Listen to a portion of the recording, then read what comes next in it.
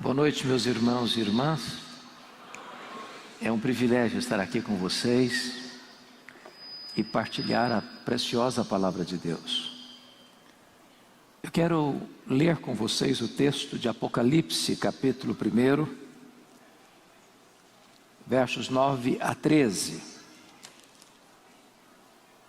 Apocalipse, capítulo 1, versos 9 a 13.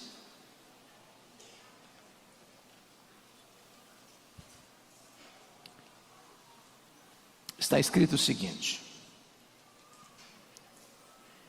Eu, João, irmão vosso e companheiro na tribulação, no reino e na perseverança, em Jesus achei-me na ilha chamada Patmos por causa da palavra de Deus e do testemunho de Jesus.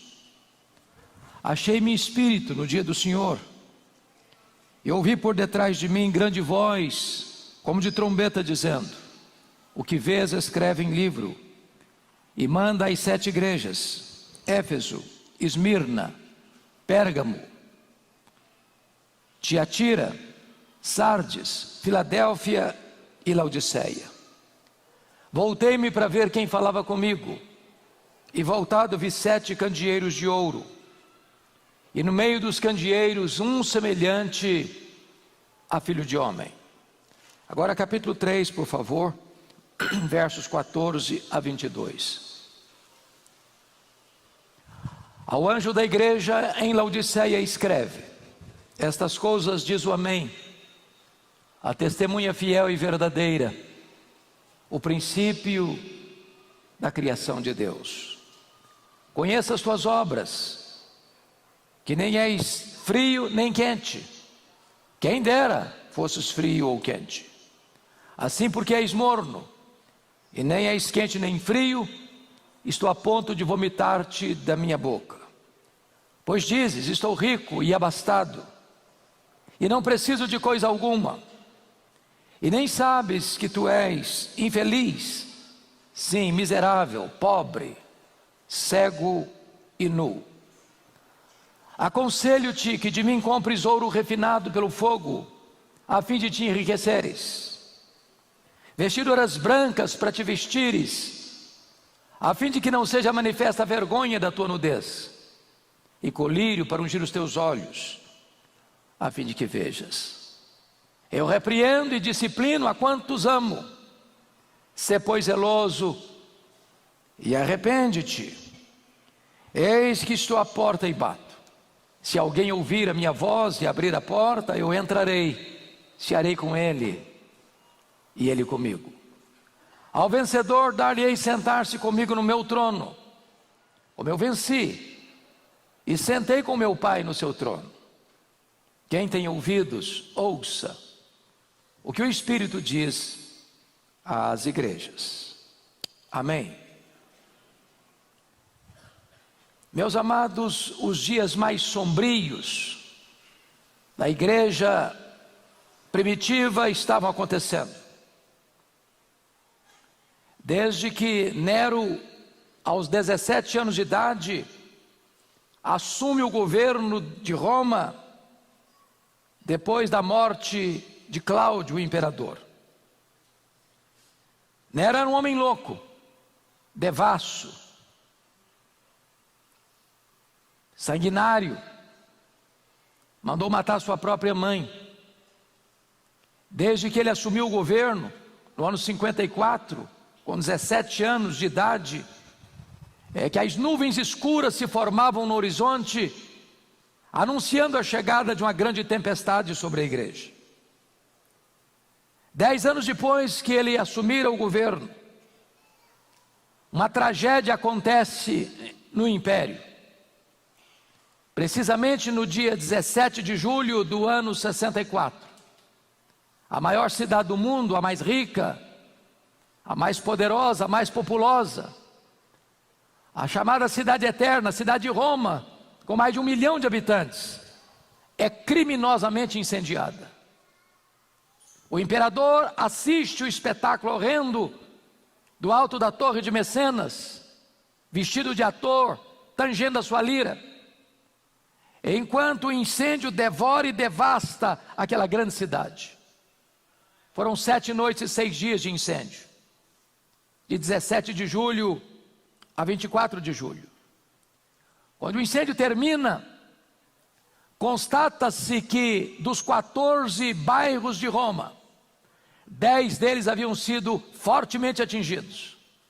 Os 4 bairros restantes, poupados pelas chamas, eram densamente povoados por judeus e cristãos. Isso dá a Nero um álibi para botar a culpa do incêndio de Roma nos cristãos. E começa um verdadeiro massacre. Faltou madeira na época para fazer cruz, tamanha quantidade de crentes crucificados. Quando não tinha mais madeira, os crentes eram amarrados em postes, cobertos de piche e queimados vivos para iluminar as noites de Roma. Um verdadeiro banho de sangue. 2 anos depois, ano 66, começa a guerra judaica. Isso porque uma sinagoga judaica fora profanada em Cesareia Marítima, e os zelotes que nunca foram favoráveis ao governo de Roma e Israel se rebelam. E aquela foi uma guerra sangrenta e inglória para Israel. Nesse mesmo ano, o general Tito é enviado para Israel para tentar contornar e controlar aquele motim. 2 anos depois, ano 68, Nero é deposto pelo Senado romano e comete suicídio. 2 anos depois, ano 70, a rebelião em Israel está incontrolável. E o general Tito cerca a cidade de Jerusalém, entrincheira a cidade de Jerusalém, invade a cidade de Jerusalém, destrói a cidade de Jerusalém, incendeia o templo de Jerusalém, não ficando pedra sobre pedra, promovendo o que nós chamamos de a maior diáspora de todos os tempos. Desde o ano 70 a 14 de maio de 1948, quando Israel retorna ao seu território. Nesse mesmo ano 70, Vespasiano inaugura em Roma o chamado Coliseu Romano, o Anfiteatro da Morte, que numa festa de 100 dias de inauguração, mais de 10.000 cristãos são mortos com requintes de crueldade, são enrolados em peles de animais e jogados na arena para os cães morderem, para os touros pisarem, para os leões esfaimados da Líbia devorarem. Um verdadeiro massacre. Ano 81, assume o governo de Roma Domiciano. Este é o primeiro imperador a arrogar para si o título de Senhor e Deus. Ele foi chamado de segundo Nero, ou Nero redivivo, por causa da maneira truculenta com que ele perseguiu a igreja. Foi este imperador que deportou o apóstolo João, então pastor da igreja de Éfeso, para esta ilha vulcânica do mar Egeu, a ilha de Patmos.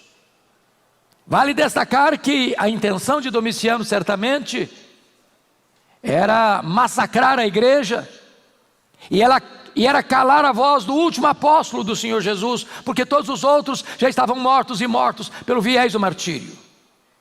E então ele encerra João naquela ilha, naquela colônia penal, tentando calar a sua voz e fechando para João todas as portas na terra, tentando até mesmo jogar uma pá de cal no cristianismo tão sofrido. Mas quando todas as portas se fecharam para João na terra, Deus abriu-lhe uma porta no céu e disse: sobe para aqui, e eu te mostrarei não as coisas que talvez aconteçam, eu te mostrarei não as coisas que podem acontecer, eu te mostrarei as coisas que devem acontecer. Até nos períodos mais sombrios da história, o nosso Deus continua no trono, e as rédeas da história continuam em suas poderosas mãos.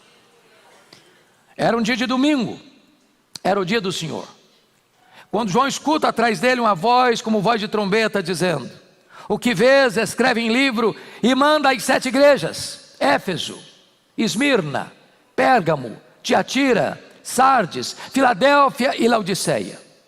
Quando João se volta para ver quem falava com ele, ele não vê quem falava com ele, ele vê, diz a escritura, alguém no meio dos candeeiros. E diz o texto que ele vê 7 candeeiros, ele vê as 7 igrejas. Na verdade, meus amados irmãos, o mundo só pode ver Jesus na igreja e através da igreja. Mas o Cristo que João vê não é aquele Cristo chorando, sangrando do Getsêmani. O Cristo que João vê não é o Cristo cuspido e esbordoado do sinédrio judaico. O Cristo que João vê não é o Cristo surrado, espancado e humilhado do pretório romano. O Cristo que João vê não é aquele Cristo exangue que caminha sobre os apulpos e vaias de uma multidão ensandecida pelas ruas de Jerusalém, carregando pesado lenho. O Cristo que João vê não é aquele Cristo esticado no leito vertical da morte, suspenso entre a terra e os céus. O Cristo que João vê é o Cristo da glória, é o Cristo vencedor. Seus cabelos são brancos como a neve, seus olhos são como chamas de fogo, os seus pés são como bronze polido, as suas mãos sustentam a igreja, a sua voz é voz como de muitas águas, o seu rosto brilhava como o sol no seu fulgor. Quando João vê o Cristo da glória, ele cai como morto aos seus pés, e o Senhor põe a mão direita sobre ele e diz: não temas, João, eis que eu sou o primeiro e o último. Eis que eu estive morto, mas estou vivo pelos séculos dos séculos, e tenho as chaves da morte e do inferno. O Cristo que nós adoramos e servimos não é o Cristo que esteve vivo e está morto, mas é o Cristo que esteve morto e está vivo pelos séculos dos séculos, e tem as chaves da morte e do inferno. Notem comigo no verso 13, que João vê Jesus no meio dos candeeiros. Jesus está no meio da sua igreja. Jesus está aqui nesta noite, nesta conferência. E é porque Ele está aqui que você e eu viemos aqui. É porque Ele está aqui é que esta reunião se transforma numa reunião tão importante. O Rei da Glória, o Deus Todo-Poderoso, o Verbo encarnado está aqui entre nós. Louvado seja o seu nome. Mas notem comigo no capítulo 2, verso 1, que Ele não está apenas presente no meio dos candeeiros, mas Ele anda no meio dos 7 candeeiros. Ele está aqui, e Ele está andando entre nós. Andando entre nós para nos sondar, para nos corrigir, para nos exortar, para nos consolar, para nos fortalecer, para nos fazer promessas.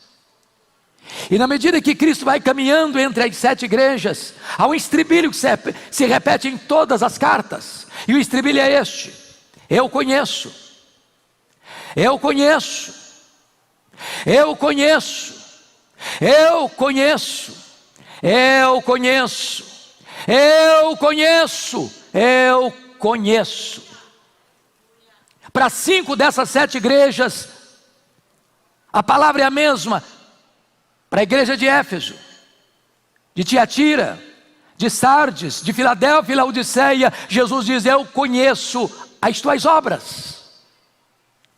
Aquilo que seu pai não sabe, que a sua mãe não sabe, que a sua mulher não sabe, que o seu marido não sabe, que os seus filhos não sabem, que o seu pastor não sabe, que a sua igreja não sabe, o Senhor Jesus sabe. Aquilo que você fechou a porta e apagou a luz para esconder-se de todos, Jesus estava lá. Não há nada que você possa esconder daquele cujos olhos são como chamas de fogo. Ele tudo sonda, Ele a todos vê. Ele sabe. Ele tem o diagnóstico da igreja em suas mãos. Mas para a igreja de Esmirna, a mais pobre igreja da Ásia, Ele vai usar uma outra expressão. Ele vai dizer assim: eu conheço a tua tribulação e a tua pobreza, mas tu és rico.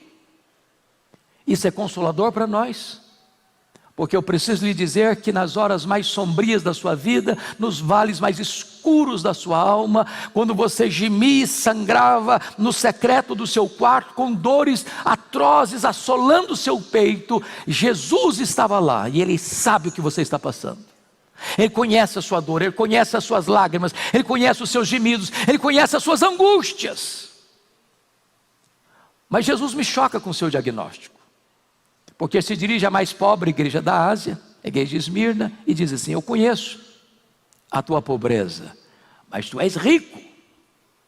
Você e eu temos uma noção do que seja uma igreja rica. Qual o conceito que você e eu temos de uma igreja rica?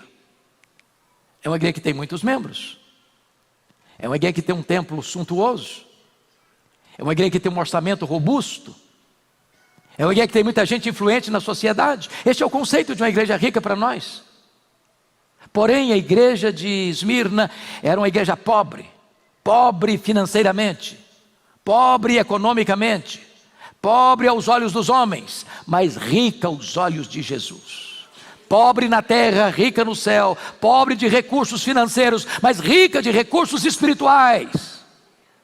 É curioso que a igreja mais rica da Ásia, a igreja de Laodiceia, que olhava para si mesma e se satisfazia com os seus predicados, dizendo: eu sou rica, abastada, eu não preciso de coisa nenhuma. E Jesus olha para esta mesma igreja e faz uma outra leitura e diz: não, tu és pobre, miserável, tu estás cega e nua. Mas notem vocês, que para a igreja de Pérgamo, Jesus vai usar uma outra expressão. Ele vai dizer assim: eu conheço o lugar onde tu habitas, onde está o trono de Satanás. Por que Jesus disse isso para a igreja de Pérgamo? Todos vocês sabem que Pérgamo era a segunda maior cidade da Ásia. Só perdia para Éfeso, que era a capital. Muito provavelmente Jesus disse isso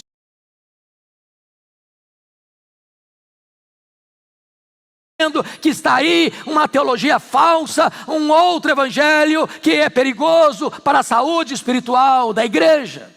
Seja a teologia da prosperidade, seja a teologia da confissão presuntiva, seja o sincretismo religioso, seja os movimentos de batalha espiritual com tantas distorções. O Senhor Jesus está estabelecendo uma igreja que agrade a Ele, é uma igreja fiel à palavra, é uma igreja sadia eticamente, é uma igreja que suporta a pressão do mundo, mas permanece fiel.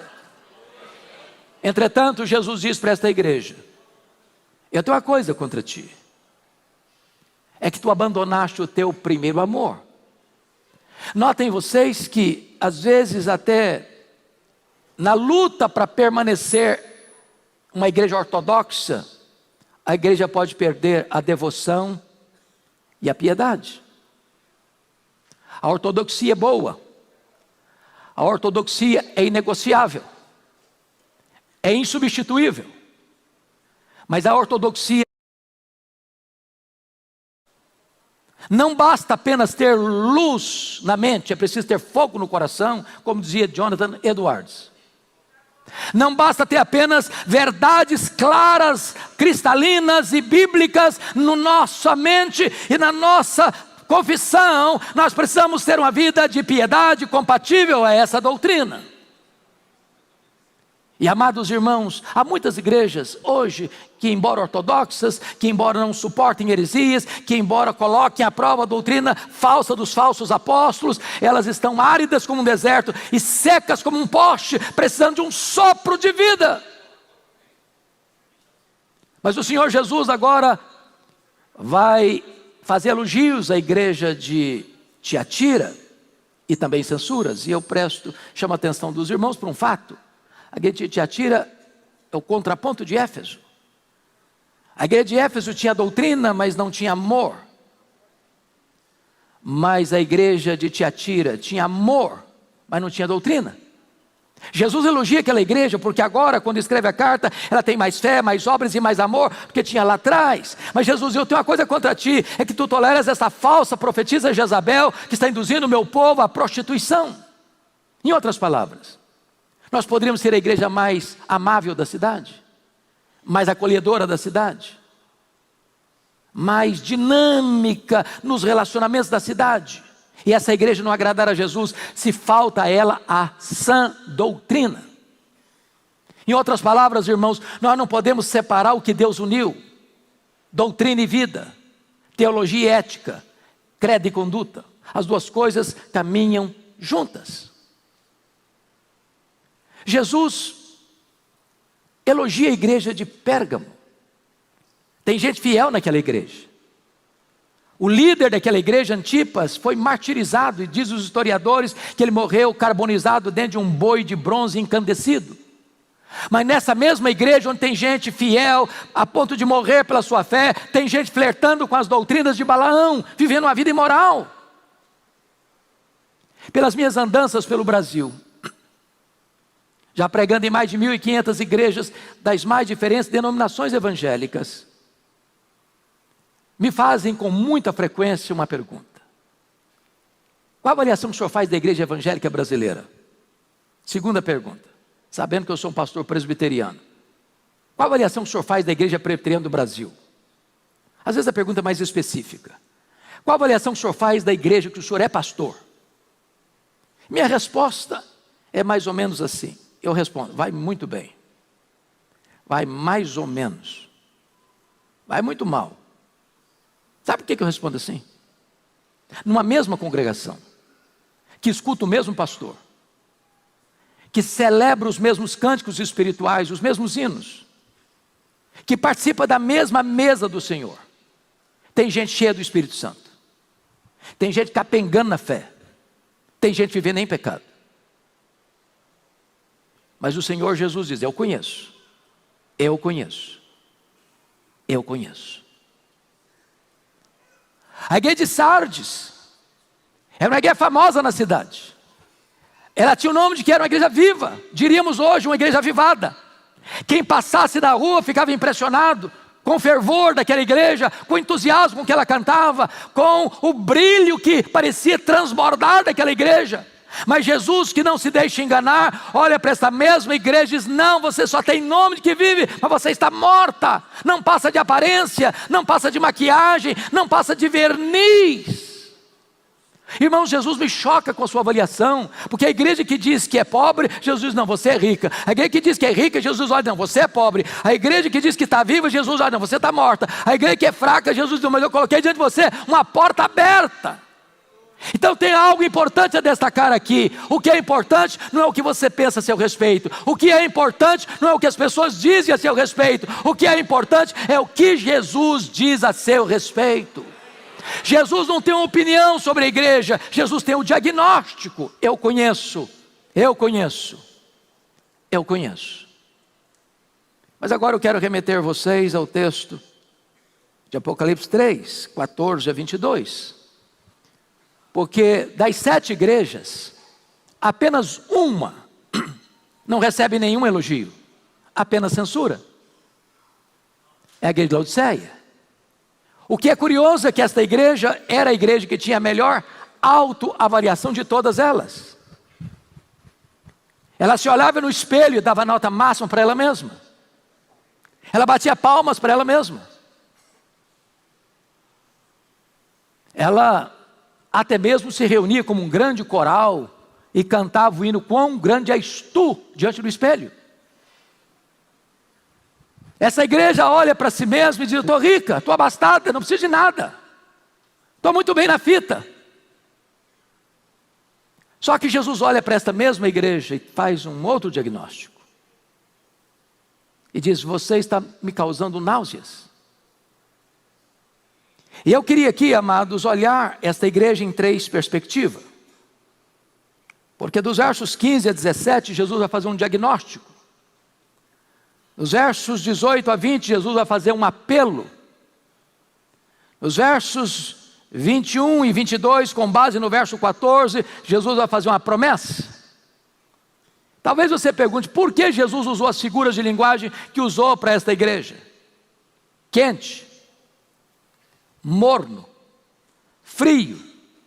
Por que ele usou a figura das vestes brancas, do ouro puro, do colírio?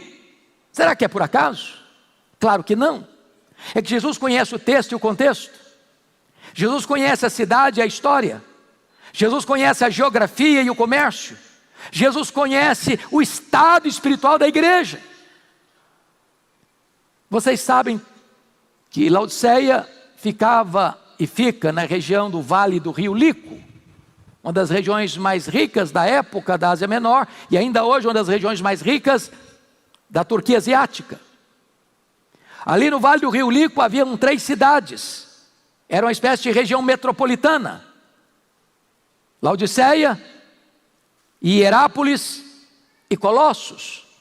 Hierápolis era conhecida naquela época como a cidade termal das águas quentes. Ali existe uma montanha calcária de rocha branca, chamada Castelo de Algodão, de onde brota águas quentes, e era a nossa Caldas Novas brasileira. Pessoas vinham e vêm até hoje para tomar banhos terapêuticos naquela cidade. Do outro lado do rio Lico ficava a cidade de Colossos, e também conhecida pelas suas fontes de águas frias, também terapêuticas. Entretanto, Laodiceia não tinha águas nem quentes nem frias. As águas chegavam na cidade por meio de aquedutos e chegavam mornas, tépidas, impróprias para beber e impróprias para o uso terapêutico. E Jesus pega este gancho e aplica a vida da igreja e diz: você, quem dera você fosse quente como as águas de Hierápolis, quem dera você fosse fria como as águas de Colossos, mas porque você é morna como as águas que chegam na cidade, eu estou a ponto de vomitar-te da minha boca. Porque Jesus usa, por exemplo, a figura do ouro puro.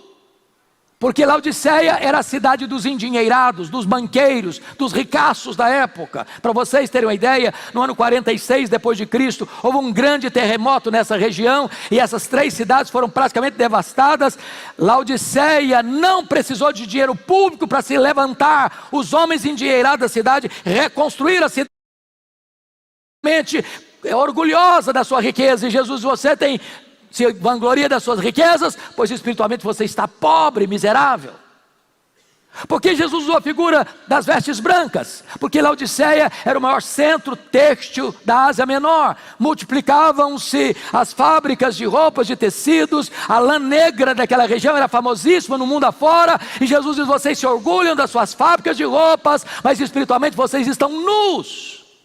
Porque aquilo usa a figura do colírio, porque Laodiceia era o maior centro oftalmológico da Ásia Menor. Havia um remédio quase milagroso naquela região, o pó frígio. E Jesus diz: vocês se orgulham das suas clínicas de tratamento de olhos, mas espiritualmente vocês estão cegos. O que Jesus está fazendo? Um diagnóstico. Agora notem, para mim é chocante isso.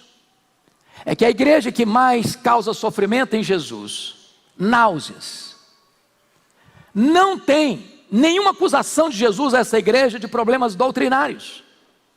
Não tem falsos apóstolos, não tem falsos profetas, não tem falsos mestres, não tem doutrina de Balaão, não tem doutrina de Nicolaítas, não tem doutrina de Jezabel. Diríamos nós que a igreja de Laodiceia era uma igreja saudável, doutrinária, mas está causando náuseas no Senhor Jesus. Leiam as 7 cartas. E vocês não verão nenhuma denúncia de problemas morais nessa igreja. Tinha problema moral em Pérgamo, tinha problema moral em Tiatira, tinha problema moral em Sardes. Essa igreja não há nenhuma denúncia de Jesus de problemas morais. Diríamos nós que hoje será uma igreja saudável eticamente. Leia as 7 cartas e vocês não verão nenhuma denúncia de Jesus de problemas financeiros. Tem pobreza em Esmirna, tem fraqueza em Laodiceia. Essa igreja é robusta, essa igreja é rica. Os teólogos da prosperidade não fariam sucesso lá, porque todos eram ricos. Mas Jesus olha para essa igreja e diz: você está pobre. Leia as 7 cartas e vocês verão que essa igreja vivia em paz. Havia problemas de perseguição política em Pérgamo, havia perseguição religiosa em Éfeso. A igreja de Laodiceia vivia em paz, num mundo em turbulência. Me permita dizer isso: se você e eu morássemos naquela região, naquele tempo, sabe onde você e eu gostaríamos de levar nossa família para sermos membros? Para a igreja de Laodiceia. Ela tinha um bom conceito dela mesma, tinha um bom conceito na praça. Não tem heresia, não tem problemas morais, não tem pobreza material. A igreja está em paz. Parece-nos a melhor igreja. É a opinião da própria igreja sobre si mesma. Mas Jesus olha para essa igreja e chega a uma outra conclusão. Mas meus irmãos, convenhamos uma coisa aqui. Então o que tinha nessa igreja que tanto constrangeu Jesus? Só tem uma coisa que causou náuseas em Jesus. E sabe o que é? Não foi heresia, não foi falsa doutrina, não foi uma ética torta, foi falta de fervor espiritual. apática, insossa, sem entusiasmo, sem vibração, sem brilho nos olhos, sem calor no coração, sem arrependimento genuíno. Amados irmãos, eu tenho percorrido, como disse a vocês, o Brasil, e eu acho curioso, pastor Paulo, como o irmão tem rodado esse Brasil também, e eu tenho pregado em igrejas ultra-ortodoxas e igrejas pentecostais das mais radicais. Eu tenho pregado em algumas igrejas que se uma mosca voar durante o culto, você escuta. E eu tenho pregado em igrejas que o barulho é tanto que você diz, calma gente, calma, por favor, calma. Sabe o que eu tenho descoberto, irmãos? Fervor espiritual não tem muito a ver com estilo de culto. É possível ter muita agitação e muito movimento e não ter fervor. Fervor não é obra da carne. O que falta à igreja evangélica brasileira e mundo afora é fervor espiritual, é choro pelo pecado, é arrependimento verdadeiro, é fome de Deus, é amor à palavra, é compromisso com a oração, é sede de uma vida plena do Espírito Santo de Deus. Falta avivamento espiritual. Precisamos de um sopro de Deus. Precisamos de uma ação soberana dos céus, que venha trazer quebrantamento, arrependimento, volta para Deus, volta para a palavra, volta para a sã doutrina, volta a buscar avivamento espiritual. Se você olha para a igreja brasileira, irmãos, parece que não tem diferença para o mundo. O índice de divórcio dentro da igreja é o mesmo fora da igreja. A quantidade de rapaz e moça que tem para a cama com namorado e namorada no meio do povo de Deus é a mesma coisa lá fora. Crentes honestos, crentes que dá cheque sem fundo, crente que passa a perna nos outros, crentes que não cumpre a palavra, crentes que dá mau exemplo no seu trabalho, crentes que se elegem para os mais diversos cargos públicos e chegam lá e provocam escândalo para a igreja de Deus. A igreja precisa de um choque ético nos nossos dias. A igreja precisa voltar à palavra e voltar à piedade. Agora nota, irmãos, que depois desse diagnóstico, Jesus Cristo vai fazer um apelo. E esse apelo é muito interessante porque Jesus começa com um conselho. Versículo 18. Aconselho-te. Ele tem autoridade para dar ordens. Você está dando um conselho. Ele se apresenta como um vendedor ambulante, um mascate. Aconselho-te que tu compres de mim. Ele tem um produto para vender. O produto é essencial e o preço é de graça. Agora notem vocês que aqui está o ponto mais importante desta mensagem, se nós queremos restaurar o fervor. Aconselho-te que tu compres de mim. Que tu compres de mim. Que tu compres de mim. Disse Jesus.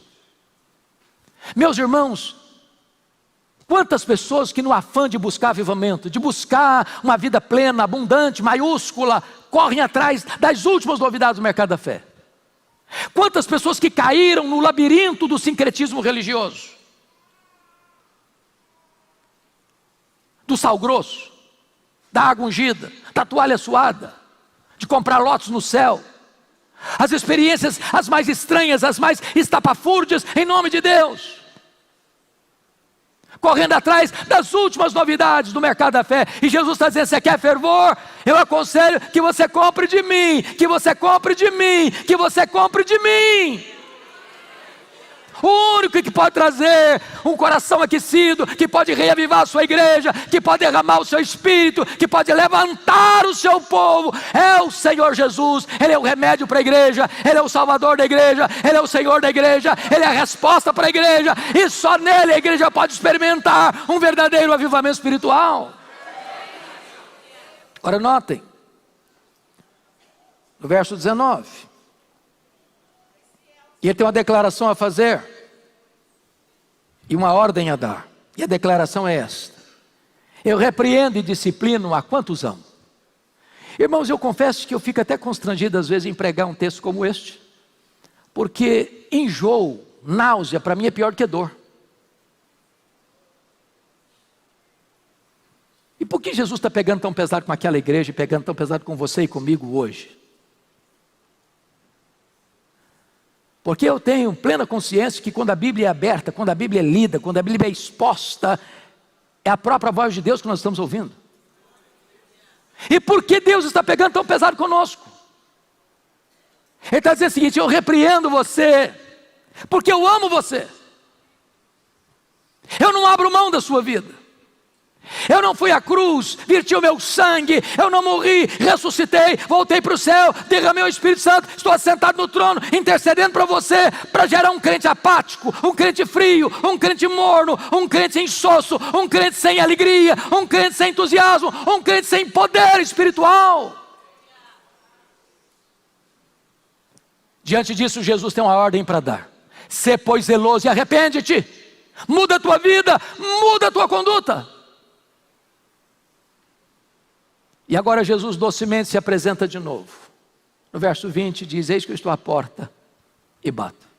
Se alguém ouvir a minha voz, e abrir a porta, eu entrarei e cearei com ele, e ele comigo. Que Jesus nos convide a cear com ele, é graça. Que ele queira cear conosco, é um mistério para nós. Agora notem, a igreja de Laodiceia vivia para ela, nela e por ela. Tudo acontecia em torno dela. Meus irmãos, olha esse risco. Jesus está do lado de fora e a igreja está feliz. Às vezes nós preparamos tudo para nós. Cantamos para nós, ofertamos para nós, pregamos para nós. É tudo para nós. Nós somos um fim em nós mesmos. E Jesus do lado de fora. Pois a única maneira de restaurar o fervor espiritual é assentando-nos à mesa com o Senhor Jesus.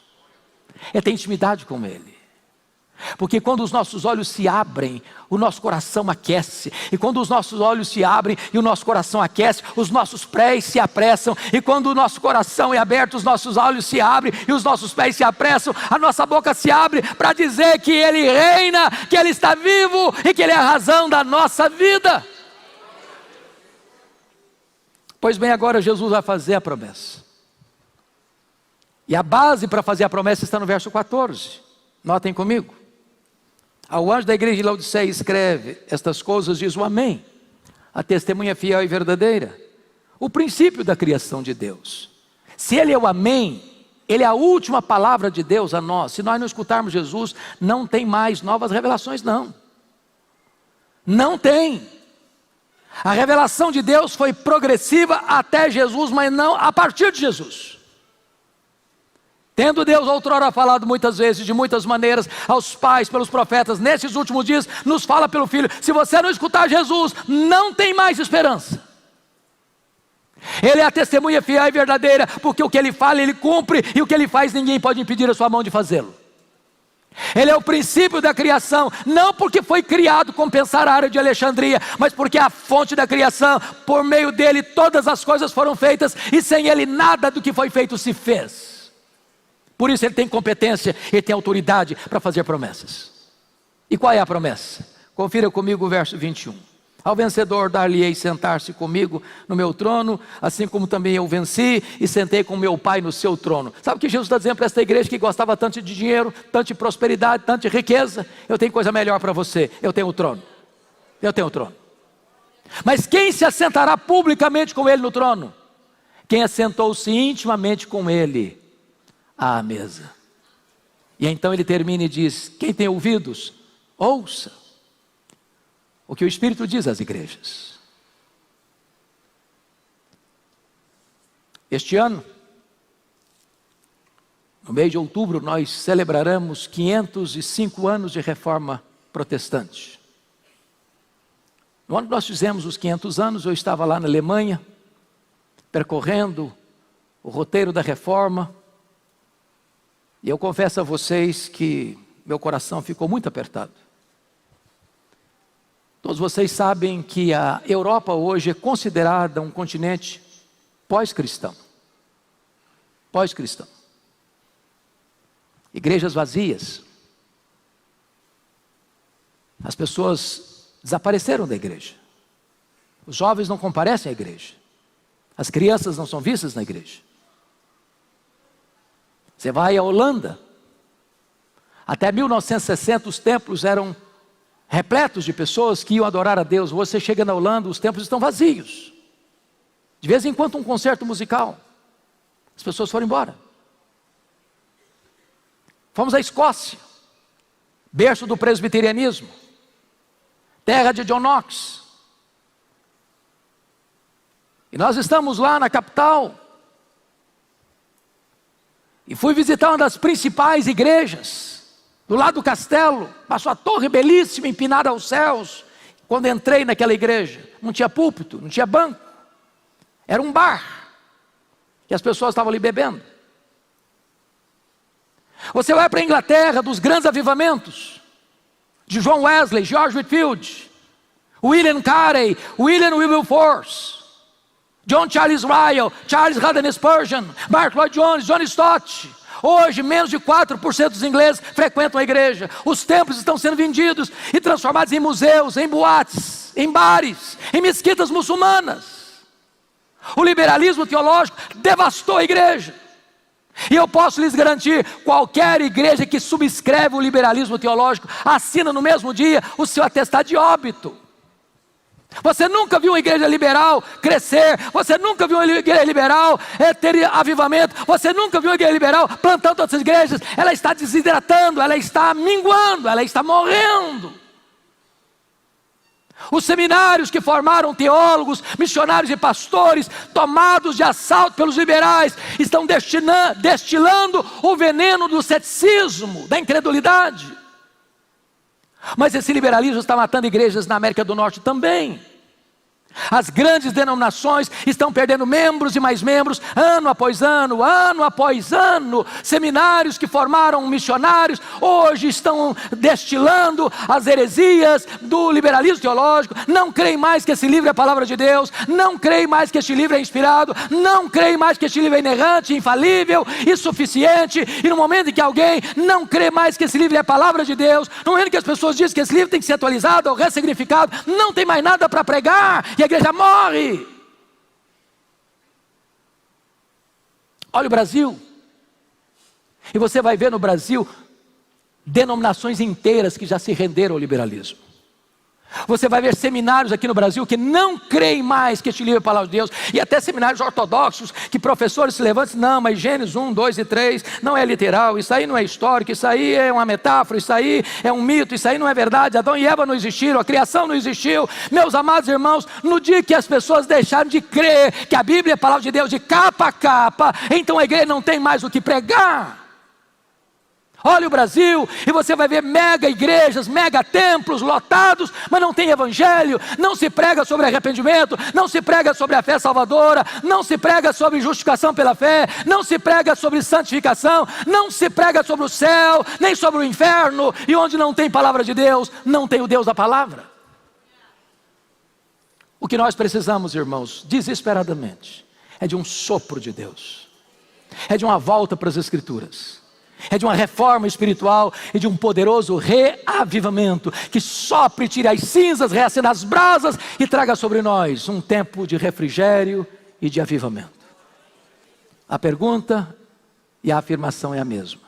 Quem tem ouvidos, ouça o que o Espírito diz às igrejas. Que você e eu possamos responder a esta questão vital nesta noite, no começo desta conferência. Que Deus nos abençoe.